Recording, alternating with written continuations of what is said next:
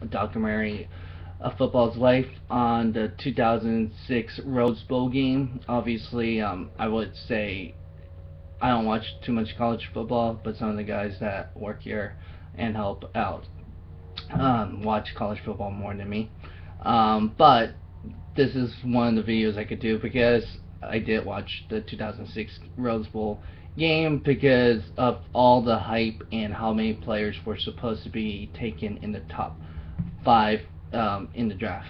So I wanted to get a little glimpse and preview at the time I remember.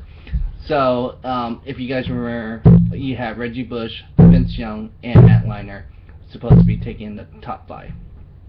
So it was something that most people wanted to tune in because it's kind of rare thing to have so many players to be taken in the top 5. So Matt Leinart and Vince Young obviously is no longer in the NFL, but Reggie Bush is still in the NFL. And both was very, very productive in college, and has, I would say, their career is definitely defined in their college ranks, and none probably could not live up in the hype in the NFL. Reggie Bush, obviously same thing I would say, but at least he still has a career going on, but it's bounced too many teams in his career. And so one thing you could take away from this game was also a battle of celebrities.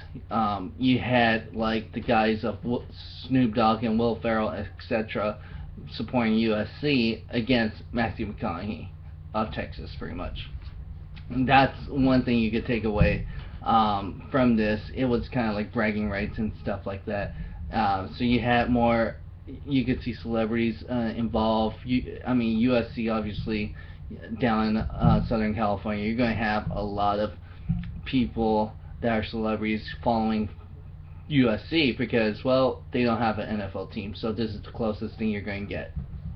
I think if Vince Young won the Heisman that year, things would have been different because that probably fueled him and motivated him, showing that, wow, Reggie Bush won, and I'm also taking on a guy from the previous year that won the Heisman Trophy. So that fueled him that, like, okay, it's game on. I want to win this and prove everyone that I am a lot better than these guys. So obviously he had a performance of his lifetime.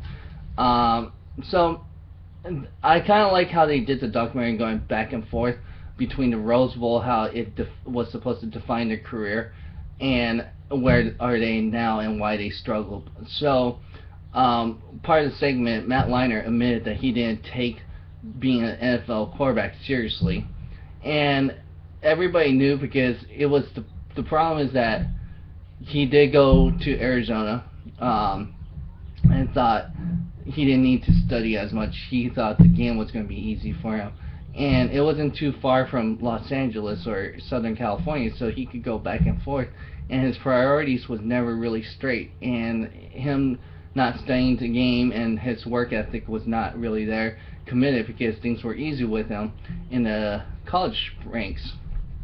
And so in Vince Young's case, he said he was distracted. He had so many things going on with family, didn't really know how to handle himself, and him being immature, very young, didn't know how to take things. And so that was another issue for him. I mean, you're looking at a young man trying to learn how to be a professional, and he was throwing guys under the bus, trying to be a professional, but was never able to succeed in that sense. And his work ethic was a question too. Then remember, he had that suicide scare where coach and other family members was concerned for him. So that showed him he wasn't mentally tough and ready for the NFL. So, obviously that's one reason. Reggie Bush was at least. So then they also go back on Reggie Bush on how he had that fumble, and then towards the end of the game, I remembered in the fourth quarter, and this is probably one of the most questionable and most arrogant move, I believe, where Reggie Bush was not in the game.